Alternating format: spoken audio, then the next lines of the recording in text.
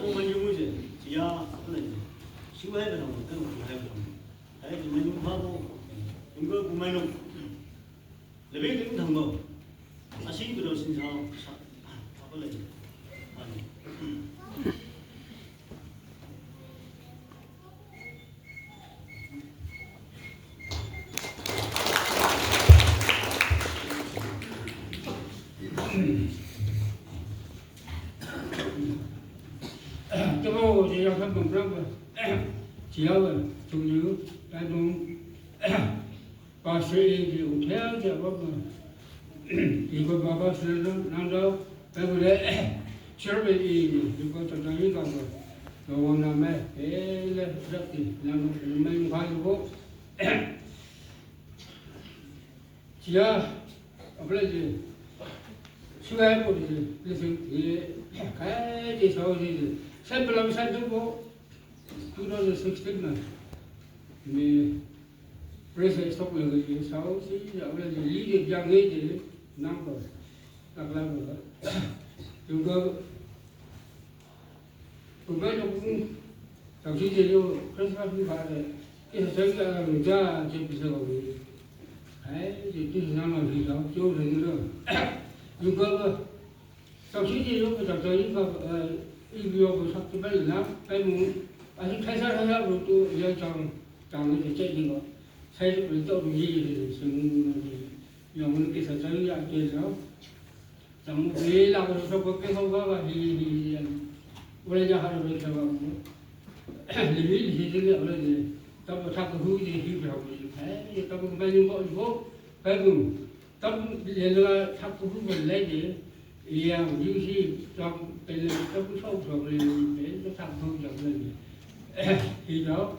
또 뭐가 되는 거고 리빌 희들이 배는 파서 말이고 그리고 구배룩이 요거지 꼭그렇게 거 또게 좀 아무래도 자꾸 이게로 배는 파고 나이래야지 지금 성과 상관이 무슨 정이야 내가 정형도 좀 오고 이거 kit다올래도 좀 이해가 빨리 좀 생각으로 또 올라오는 아무래도 수제랑 생각을 그냥 그냥 선거 안 오고 남고 실내 졸라봐 실내 주식이 이집을 남게 이게 요거는 여기 때문에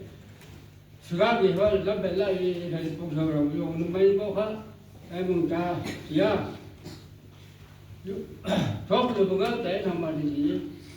program cùng đi tới lễ ở bên pha vào đồng nữa program được mấy con bố với mình có cùng mấy lúc và sự gì theo thì xin lòng cái sự chơi ra đó bên xin lòng cái sự chơi ra thì xin bay xin ra đồng nữa làm mấy pha vô rồi làm mấy con ta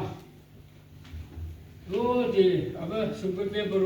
hay là gì sự cái này rồi leo lên sao đấy trong thang phòng một tú gì lý lịch lên thì sự người nghĩ là sự này lên đấy xin phải xuất khẩu mà làm gì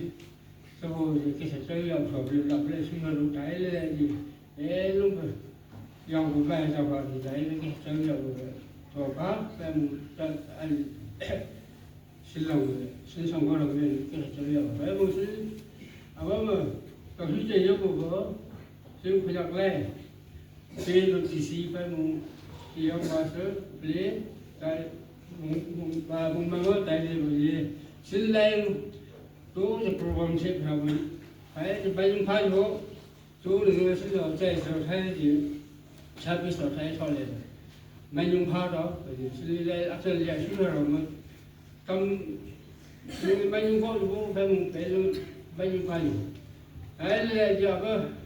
อยู่ก็จะรอให้เราอันนี้พวกนี้เลยซึ่งสิ่งที่เราจะมาเราเราทำเรื่องมาโอ้ดีอันที่เราในยืน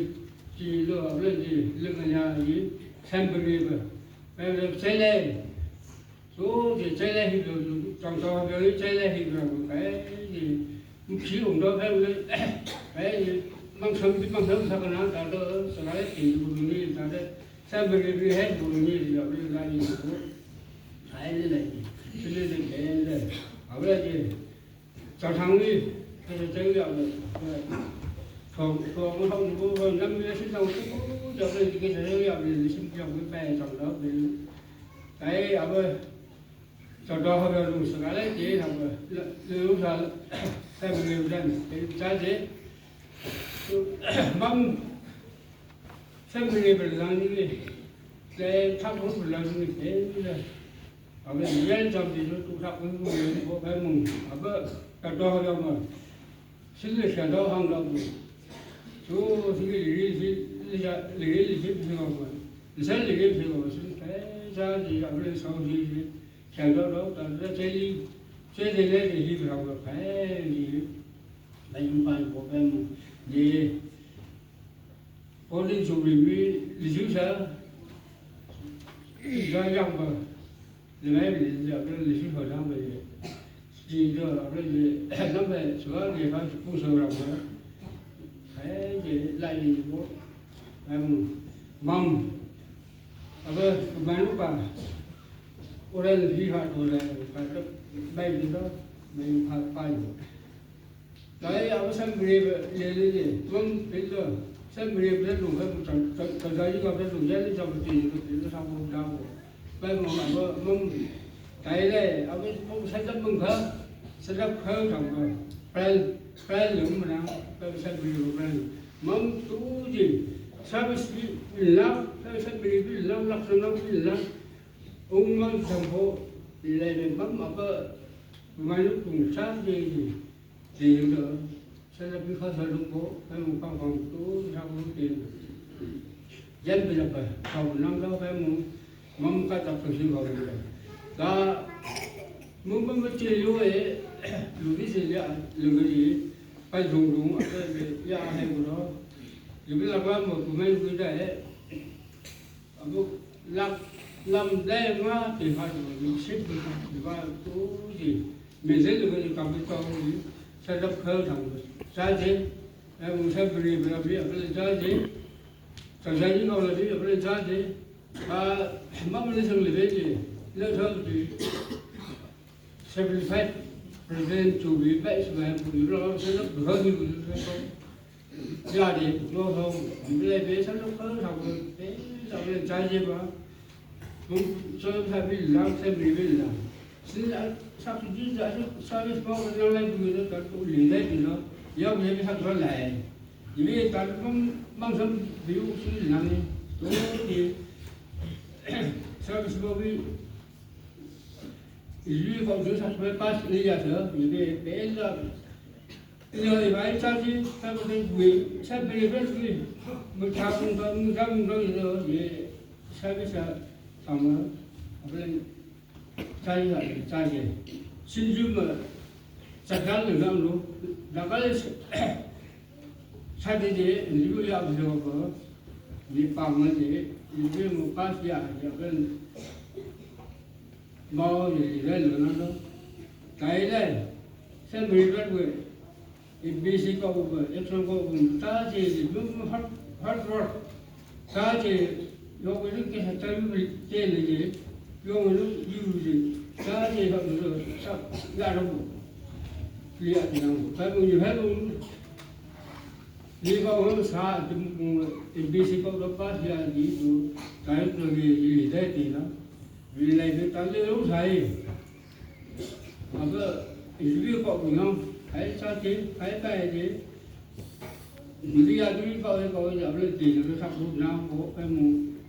cái này cái học lúc chưa trường vì này cái ở cái xem mình rất muốn chúng tôi làm việc sau đấy xem mình rất muốn tôi có gì bị review cậu rồi cái trái gì á xem cái lúc liền nó trong mấy đêm cũng phải muốn chịu lớp thầy rồi muốn sản xuất những học sinh vợ không ở đây đây chỉ lớp mình những thằng trong mấy lúc thằng mà chơi game bộ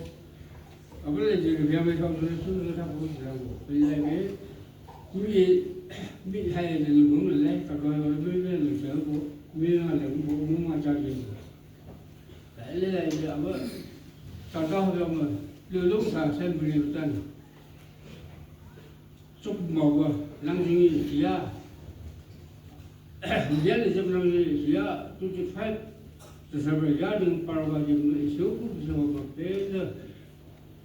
rằng rồi chơi lên gì chơi lý của người gì lấy để mà dùng những cái sản phẩm tiền tháo phải muốn xem video tên bây giờ giá cũng phải là gì tôi gì sau có chơi lên thì giao cái chơi lên thì u bây giờ cái đâu à cái lên gì giao cái lừa cái gì sau có lừa cái gì u bây giờ giao cái mình dùng cái gì cái gì thì khác sẽ cũng giao cái năng gì phải mình đây tập trung sản phẩm gì ấy trong năng gì giao cái sự cái gì thì cái gì ấy thì trong đủ cái nơi qua tôi biết vừa sáng hay là dân sau đấy luôn giờ vào phải là dân gì phải trong được lại bằng chỉ áo bộ phải một chỗ với lại gì bộ với lại với giờ vào đối sản cái biết vào sản lượng như vậy sau đối lại giờ vào giờ sản phẩm giờ vào vận ra và sinh sản nó vì lại vì nhất cái trong vì rõ là gì sự cái thì khác phải muốn dân lý rồi không lý giải lên lắp vào đúng chỉ áp mà số sẽ vào rồi giáo về dòng cái hạ giáo về lý theo cái giáo cái hạ thì xung vào nó đúng tốt vì thế thì giáo cũng tốt tại vì giáo nó dòng thì xem học cũng không chỉ là lại như vào và thì giáo cái gì trái thế cái cùng việc thực hiện phong lừa lúc giờ cái cũng đi đường đi chạy đi là đi từ đó chứ là xin giúp mình trong chạy đi đó xin thì ở Việt Nam thì cái xe họ không trồng sợi lên gì cả thứ gì thì vẫn dùng ở đâu lăng rồi thì bây giờ bây giờ từ lăng lý cái lúc sau đúng lừa để lừa nhàng vào ghép từ dòng của cô lấy bây giờ không lấy bây giờ năm mươi ba lấy giờ ba lấy chạy là làm gì ghép từ dòng của tôi nó không cao cái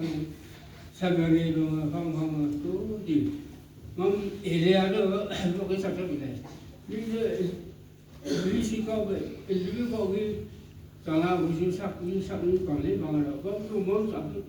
dùng với trong vô vòng rồi phải được thế mai lấy bằng gì phải là lý sắc ra người đó bây giờ cái sắc ra đó